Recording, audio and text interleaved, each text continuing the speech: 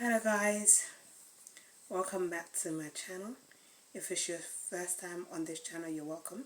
I am A.H.P. I'm an author and I also do business.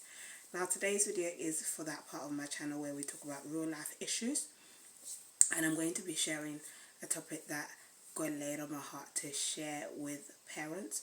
So if you're a parent with young or older children, this video is for you to watch. Okay? Oh my days. I've left the windows open and the insects have come in, and so now they're attracted to the light. So they keep moving, and I hope they're not going to be a distraction. I'm going to focus as much as possible. So yeah, so the topic about that I'm going to be talking about today is boundaries. Teaching your children boundaries. And boundaries, is a way of not allowing people to take advantage of you. Is also a way of stopping people from treating you in a way that they're not supposed to treat you, or doing things or saying things to you that they're not supposed to. Okay? And that's something that is very important that we teach our children from a young age, so that they know what is acceptable of them and what is not acceptable, and what they can and cannot do, and also vice versa, like what can be done to them, what is acceptable to be done to them, and by who, and when. So it's important that we teach them that, so that they know, so that they know how to carry themselves in their world, in every given environment, at home, at school, when they're out and about, when you go visiting people, when they go visiting friends. They know, what is acceptable and what is not acceptable, what they should accept and what they shouldn't accept, basically. Okay, so yeah, so it's important that you teach them that. And boundaries can be from, not allowing people to call you names and not calling people names. So things like stupid, things like you're dumb, you shouldn't be doing that to people, because and you explain to them why. Don't just tell your child or your children that don't do this and don't do that, and people shouldn't do this to you and they shouldn't say that to you. Tell them why it's acceptable and why it's not acceptable. Why somebody else can say this and why another person can't say that to them. Why one person can do something to them, and a specific thing to them, and why another person can't do that to them, and why they can't do something to somebody and they can do something to another person, right? Explain why, because if you don't explain to them why, they won't understand, and they'll always just think that, oh, it's just an acceptable behavior or acceptable behavior, but they won't be able to explain it, and they wouldn't know the reason as to why. And sometimes, because they don't know the reason why, or why not, somebody else can speak them out of implementing that boundary. Okay? So like I said, for example, name calling. Like in our house, we don't name call. Even me as a parent, I don't name call. We don't swear, okay? And those boundaries, you should also enforce them. So if you're telling them that they're not allowed to name call, don't name call them. Don't name call other people, and don't name call them, and don't call yourself names either. And then don't swear. If you're saying,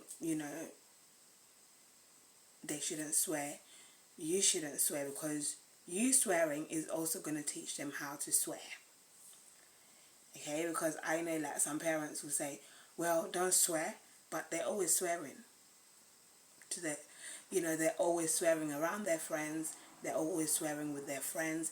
They have friends who swear, and they swear in front of their children, and it's like, no. And don't. And another thing that you shouldn't do is that when you teach your children boundaries, don't, when they're young, as much as possible, as much as it depends on you, because you're the one who takes them places, and hang out with them the most, like the environment that you take them to should be conducive of the boundaries that you have taught them. So when you have friends who don't know those boundaries, like, you should also let your friends know the boundaries that you have with your children, like in your household, so that when they come to visit you, they know that they can't be name calling, they can't be swearing, they can't be doing certain things around your child or your children, and or they can't be saying certain things to your children, and they can't expect your children to say certain things to them.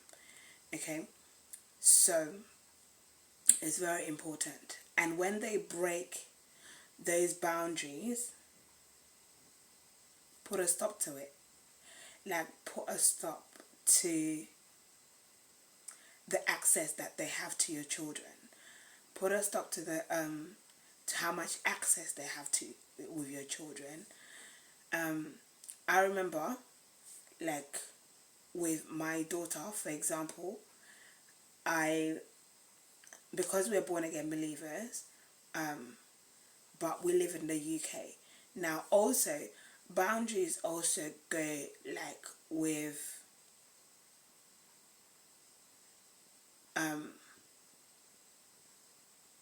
is also impacted by culture, like, because they're cultural expectations. But if those cultural expectations break the boundaries that you have set in place for your children, and the boundaries that you're teaching your children, then they shouldn't practice those culture. You know what I mean? And they shouldn't practice those traditions.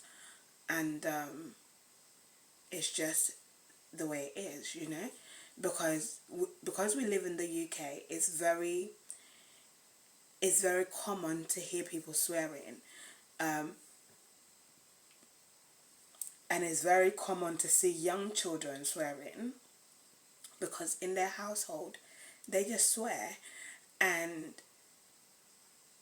also the shows that they watch, TV shows that they watch, there's like swearing, and there's a lot of name calling, and to the point where they do it and they say it's a joke, when it's actually hurtful to the other person who is on the receiving end of the name calling, right?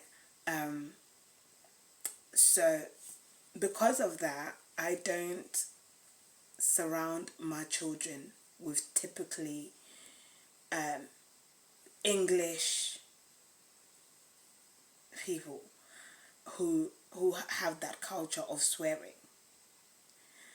And because of that, I don't surround myself or my children with British people as well, like who non-Caucasians who have taken on that tradition or culture of swearing, and they swear, and they just swear, and they think it's normal, and they think it's okay. Like, no. Right. So as I was saying, my daughter, when I had my daughter, as she was getting older, like she was still little, but I had some people that like they'll kiss her on the cheek, like they'll kiss her on the cheek, but then I noticed like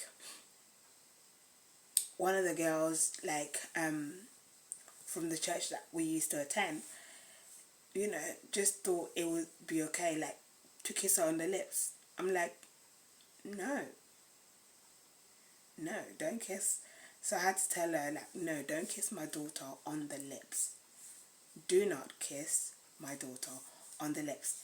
And she thought, well, she's young, she's innocent. I was like, no, to you it's innocent, but to her you're sending a message to her that it's normal, and she'll get around people who would do that, and she'll think that it's normal, and yet it's not. They're taking it as a sexual act, like a homosexual act, right? So she wouldn't know. She wouldn't know the difference. So I told her, like, don't. So they stopped, like, all the people that used to try and kiss her on the lips, like, and think it's normal, they stopped, right? So that was a boundary, like, you were not allowed to kiss her, period, right? And even her dad, like, would kiss her on the lips and think it's normal, and I had to tell him, like, don't be kissing her on the lips. She's your daughter. She's not your girlfriend. Like, that boundary, you should know that boundary. Yeah, because if you don't set up that boundary, they'll be prone to sexual abuse, and they wouldn't even know that somebody is sexually abusing them. Okay, like when I was growing up, you know, like it's a cultural thing in this country, like for parents to kiss their children on the lips. But eventually, I had to stop. I had to stop it. I had to stop kissing my dad on the lips, like, because I grew to the point where I'm aware now. Like, I don't want people to assume that me and my dad were in a relationship. Like, no. So I had to stop it, and just kiss him on the cheek, and I just leave it as that. And so yeah, so those boundaries to do with that would blur the line in their sexuality. Like, you should put those boundaries. Also, touching body parts, like, it should get to a point where, like, you don't touch. Nobody is supposed to touch your private parts. Nobody is supposed to see your private parts. Like, don't be, and why? Yeah, don't be showing your private parts. Don't let people touch your private parts, and why? I explain to them why. Also, things like smacking people, don't let people smack you, and don't also don't smack people, don't smack adults, don't smack a grown up, because that's how they'll be physically abusive if they speak. You tell them to speak instead of lashing out. Like, when they're angry, they get frustrated, and the first thing they'll do is come and smack you. No. You tell them, like, if you're upset, it's okay to be upset, but you need to say why you're upset, speak, and calm down. Like, don't smack me, don't kick me, don't spit at me, don't do anything like that, any of those things. And also, you as the parent, make sure that you don't lash out at your child when you're angry. And that's one thing that I tell parents, like, don't discipline your children when you're angry, because you overdo that, do that, and you end up physically abusing them rather than it being discipline. Okay, and so it's important. And also the tone of voice. The tone of voice, like, tell them, like, don't shout at me, don't be banging doors. Like, when you're angry, don't be walking out and banging doors. And you also, the parent, like, you make sure that you do exactly what you're expecting them to do, and not to, and you don't do what you're expecting them not to do. So that when you're reminding them, they know, like, oh, okay, it's true that we don't do that. So in our house, we don't bang doors. We don't. But if you're upset, you can walk out, close the door gently, or leave the door open, or sit in, and you know, sit in the room, or stay in the same room. If you need to cool off, go and cool off, but don't be banging doors. And you have to say why you're upset, so that it can be resolved. Don't bang doors, because number one, it's rude. Number two, you can hurt yourself. Number three, it creates a hostile environment, and it creates a normality that they think that it's normal when it's actually not normal. And they'll think that that's the way to handle conflict, or to handle their emotions, like when they're upset. And when they grow up with that behavior, they'll do that in their own friendship groups, or in their own family, in and it's not nice. So that's another thing we don't do. And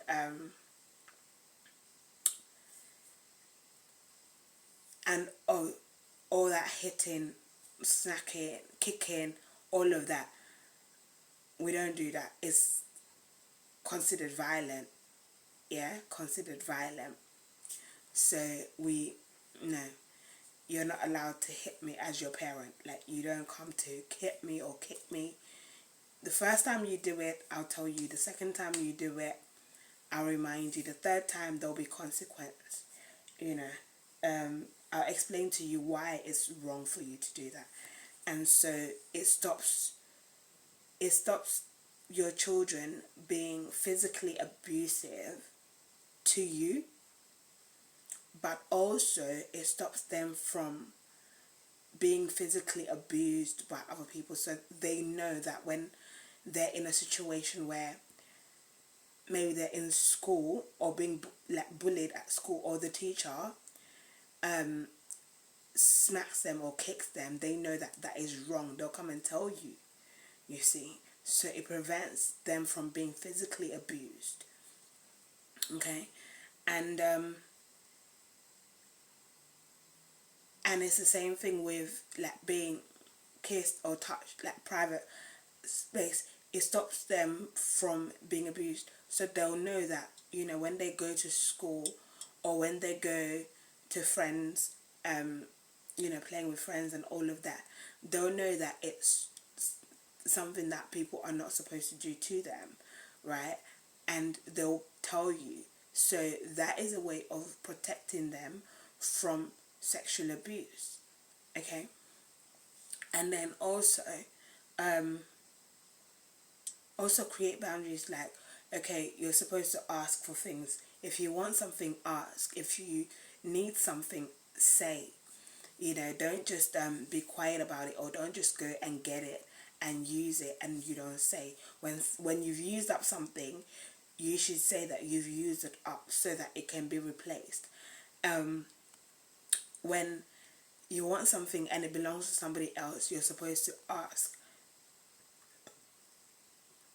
You're supposed to ask. Don't just take it. So then that helps you to promote their safety, because if, for example, if you're in the bath or you're on a phone call or something and your child just goes, they don't know boundaries of, you know, asking for something when they need it, they'll just go and they'll just get anything. They'll just go and get anything and drink, because some of them, they can't read, right? And if your house is not organized in specifics, and even if it's organized, they'll just take whatever you've left there because they're hungry or they're thirsty, and they'll just drink. And it could be what's it called, it could be like an ingredient that they weren't supposed to drink. It could be alcohol. It could be you know um it could be something that they weren't supposed to eat. Yeah, something, maybe they're allergic to it, they weren't supposed to eat it.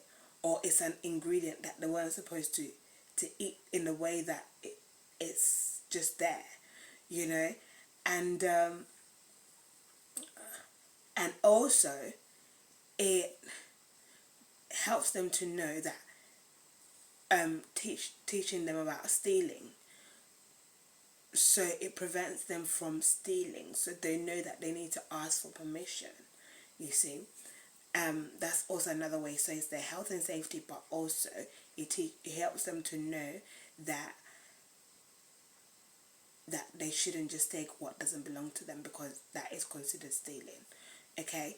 And it's the same thing within the supermarket. Like, you know, in our home, when we go to the shop, I tell my children, listen, when you pick up something, put it in the basket. Don't just be walking around with it around the shop without you putting it in the basket. Take a basket with you if if we're gonna buy lots of things, right? Because why? They'll assume that you're going to steal or that you've stolen. And also, don't eat things in the shop before buying them, before paying for them. Some parents, you just allow your children to just pick things and just be eating, because you say, oh, they're young, they're only little. No, you're teaching them stealing the behavior to steal. So if they pick something, they're supposed to tell me that they've picked it up and they would want it, and they have to wait until I've paid for it, or I've given them money to pay for it, and they pay for it, and we walk out of the shop, and they can eat. Sometimes they're not even allowed to eat certain things on the road, just for health and safety purposes. So it's very important that you teach them those boundaries, and it prevents them from having it's a health and safety prevention. It helps them from stealing. It helps them to know that they have to have permission, that not everything belongs to them. They can't just take what doesn't belong to them. It also helps them to respect other people's properties and not just assume that everything is theirs. Okay. And also, age appropriate things. Let them know, like, no, you can't eat this, you can't drink that, you can't have that, because you're a child. You know, it might not be harmful or anything, but you're just teaching them that just because it's there, or just because you, the adult, you're having it, it doesn't mean that they should have it. So age appropriate. age appropriation, okay? Because if not, that is how they'll go around adults, and different adults eat different things. Sometimes some of what adults eat have alcohol in them. You see, some snacks that adults have ingredients in them that children are not supposed to have. And if you don't teach your children those boundaries and knowing like when it's not theirs and when it what is theirs and what is not theirs, and why they shouldn't consume it, they'll just be taking anything, and that's how a child will end up being drugged or something, and they'll just think, you know they'll just be in danger, or they'll have a reaction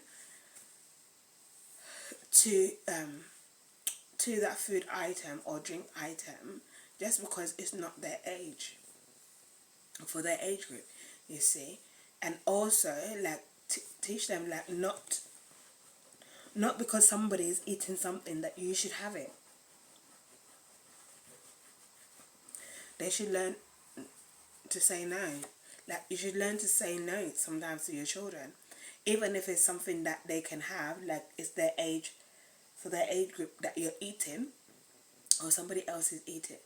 It's no, so that they don't just take everything from people. Like they shouldn't just take everything from people, because we know, like stranger danger. I don't know if parents still teach their children stranger danger. That's another thing. Like children being so comfortable around other people, like being so comfortable around adults, like just because I'm saying hi or talking to an adult, it doesn't mean that you should talk to them. Because like my son, for example, he just thinks that everybody who is my friend, that he can have conversations with them and he can be comfortable like in sharing everything with them. And I've started creating boundaries with him, like, no, you can't be doing that. Even when it's not my friend, like I'm just having phone conversation over the phone, like maybe it's a business call, or it's a repair or something,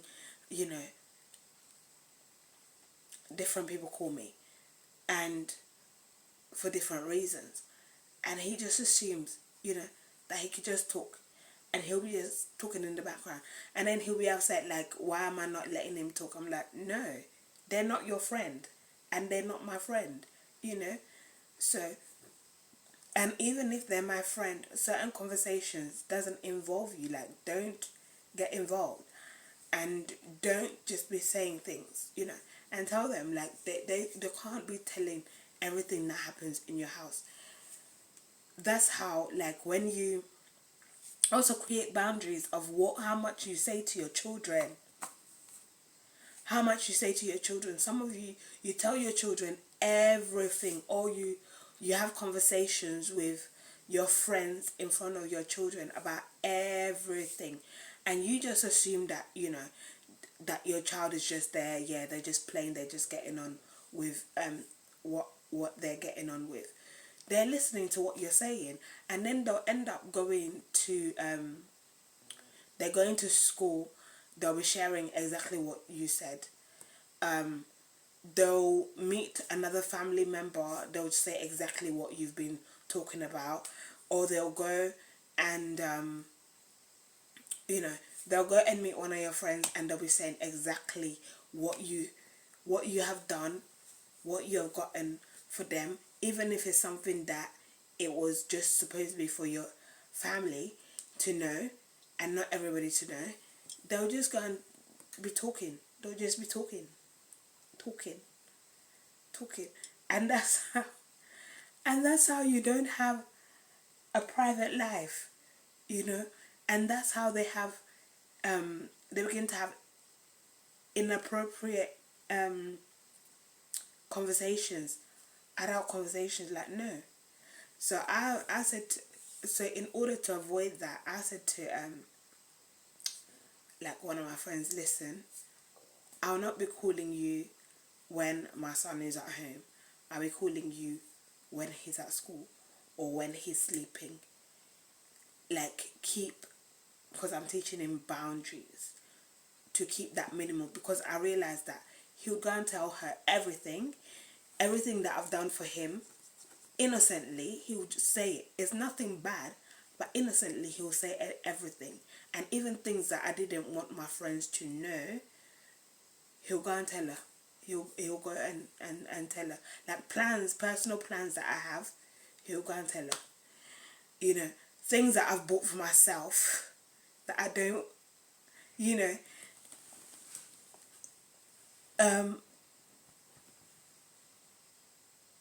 that I had deliveries, you know, preparing for our family and stuff like that. He'll go and just be talking.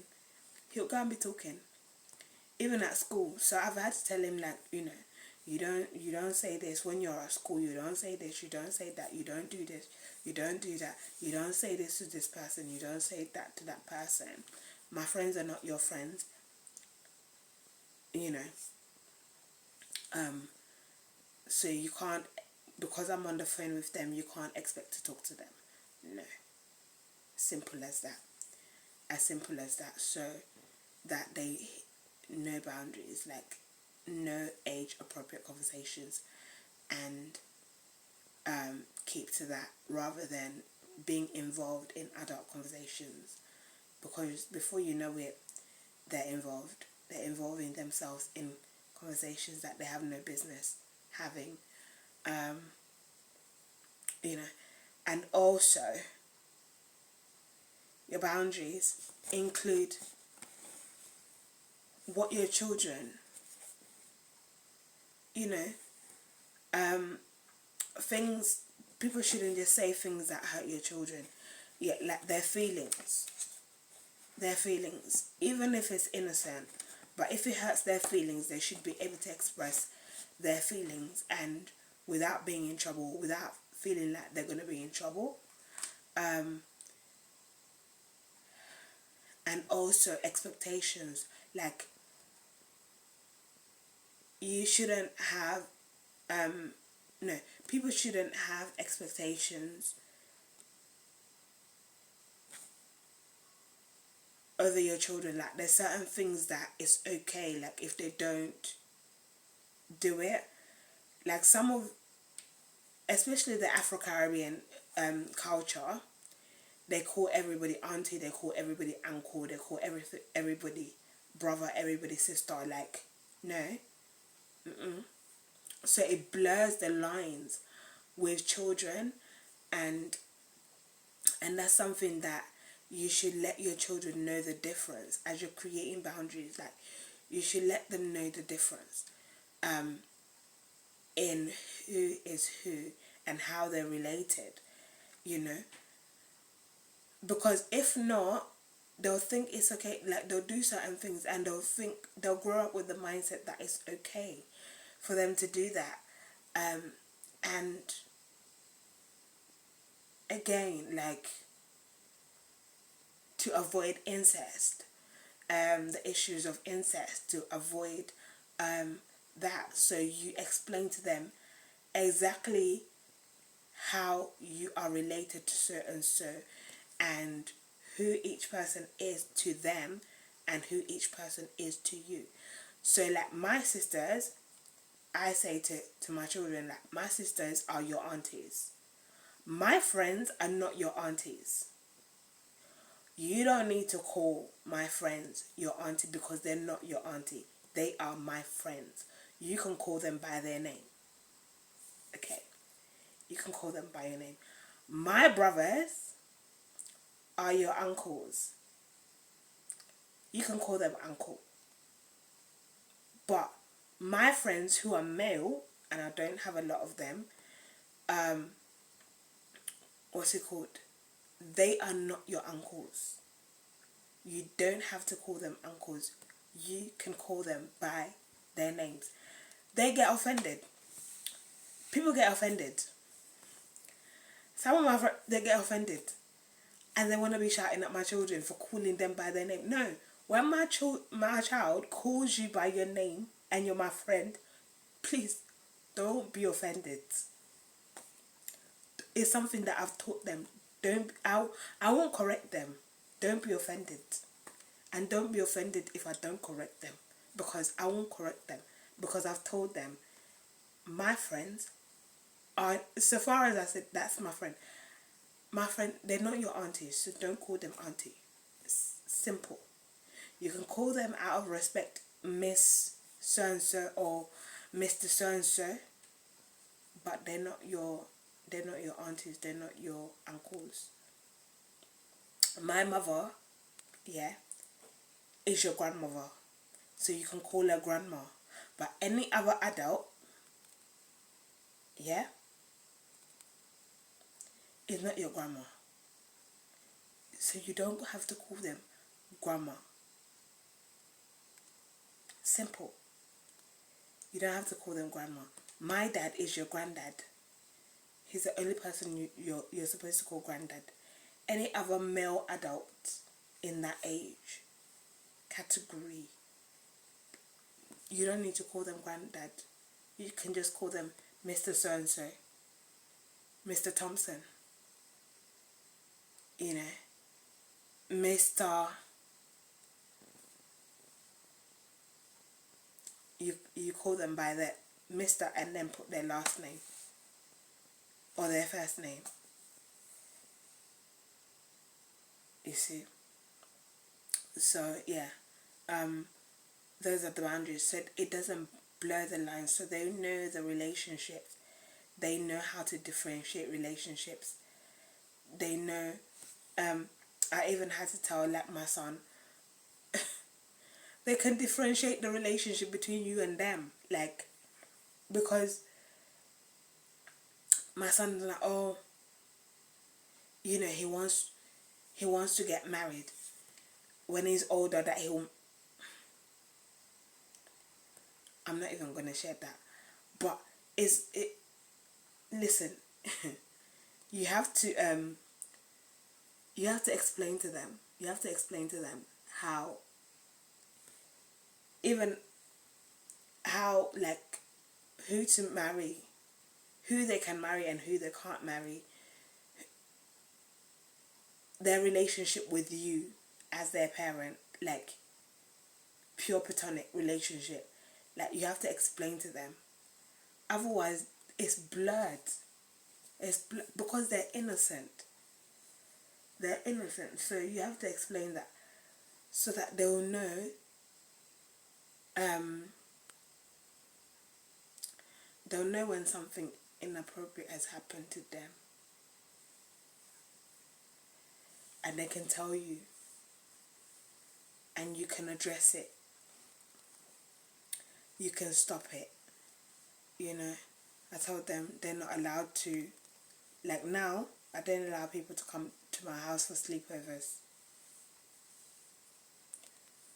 For sleepovers, no.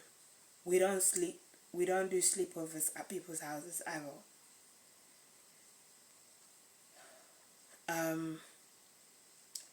As much as possible. Even if it's friends, even if it's relatives, I don't do that. We don't do that. It's just boundaries, so they know boundaries. Like, you know, when we go to certain places, we come back home straight away. We don't what's it called? We don't overstay. We don't, certain places we don't go at all. And they may ask, like, why? And you explain to them why. You know, certain things we don't do, because especially now they go to school as well.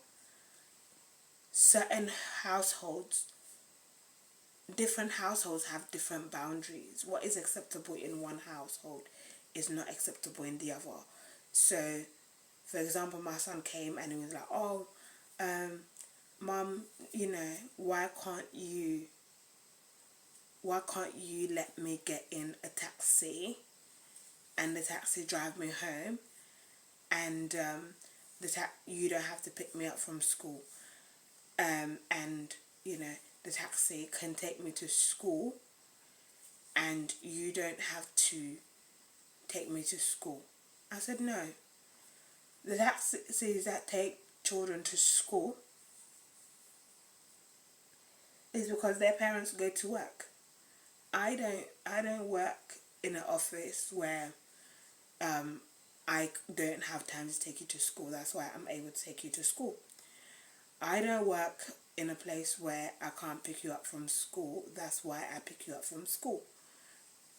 I work for myself. I do business. I don't work like other mums and dads do.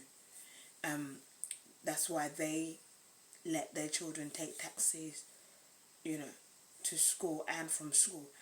And I told him, like, also it's not safe. Not every taxi driver is safe for you as a child to be in the taxi by yourself with them, because you're a child. If anything happens to you, you may not be able to explain it. I had to be blunt with him. So he was like, oh, okay. So now he knows. Like, he's not at that age. And I told him, like, when you're in college, you'll be able to take taxi by yourself. Until then, you can't take taxi by yourself. Simple as that. As simple as that. No taxi can pick you up. No taxi can drop you. As simple as that. So yeah, so parents, teach your children boundaries. Teach your children boundaries. And also not to be, because they're not only friendly with their peers, they may also be like really friendly with their teachers. Either friendly, like boundaries. Have boundaries with their teachers, like what their teachers can't do to them, what their teachers can't say to them, you know, and what they can't say to their teacher, what they can't do to their teacher. Like, I tell my children, you can't be rude to your teacher, but your teacher is also not meant to be rude to you. Simple as. You see, your teacher is not supposed to. You see, that's really it. So it's important. It's important to have boundaries for your children. It's important to have boundaries in your home for your children, and outside of your home and at school for your children, you know, so that they don't do things that is inappropriate, and they don't have things that is inappropriate done to them, and that when things that are inappropriate are done to them, whether it's by adults or their peers, they're able to come to you and talk to you about it, and you also have open conversations with them so that they know that they're not in trouble when they come and they tell you what has happened, you know, to them, or what somebody has said to them that is inappropriate. You know, they can come and talk to you about it. And also make sure you have boundaries for yourself so that they watch the life that you live. Because most of what our children do is because of what they've observed us do. Most of what our children tolerate is because they've seen us tolerate it and take it as acceptable. You see, so it's important that you uphold those boundaries, and you teach them, and you openly explain to them why those boundaries exist. And that is it, guys. I shall see you all in the next video. Have a good day. Bye.